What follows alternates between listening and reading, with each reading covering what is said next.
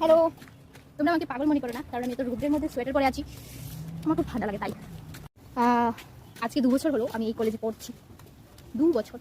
কিন্তু আমরা ঘুরতে পারি না, কিছু করতে পারি না, মজা করতে পারি না, কারণ হচ্ছে কেউ রাজি হয় না।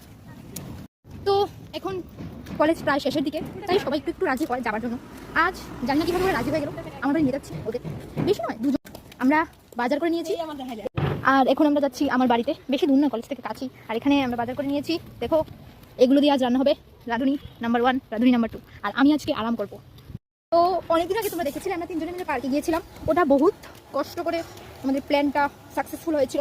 আর আজকে আরও 2 জনকে নিয়ে যাচ্ছি আমার বাড়িতে।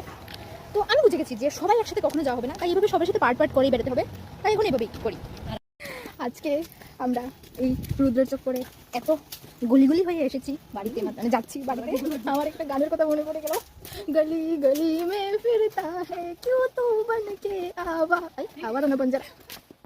ঘরে ঢুকেই প্রথমে এখানে একটু ফ্রুটস খেয়ে নিলাম সবাই মিলে। আমরা সবাই এখানে রান্না লেগে পড়েছি। ভাত রেডি। এখানে পায়েল ডিম ছুলছে আর ও ডিম পেঁয়াজি রান্না করবে। আমাদের ডিম পেঁয়াজিটা রান্না এখানে কমপ্লিট। আর বাজার থেকে যে সবজিগুলো কিনে এনেছিলাম ওইগুলো দিয়ে একটা মিক্স ভেজ বানিয়ে নেওয়া হলো। কি সুন্দর সুন্দর তরকারি, খুবই সুন্দর গন্ধ পাইতেছে। আমি কি তা কইতাম, খুবই সুন্দর গন্ধ পাইতেছে। Just wow wow wow. তারপর আইলো সব থেকে বেস্ট পার্টটা, খাওয়া দাওয়ার পার্টটা। তরকারিগুলো এত টেস্টি হয়েছিল, দুইজনে এত ভালো রান্না করছে, আমি তো গপ গপ খাই লাইছি। খুব স্বাদ হয়েছে। দিকে আমার অবস্থা থেকে থাল রে লেওয়া শুরু করছি, একদম পরিষ্কার বানাই লাইছি খাইতে খাইতে। ওকে, টাটা, সাবস্ক্রাইব করে দিও।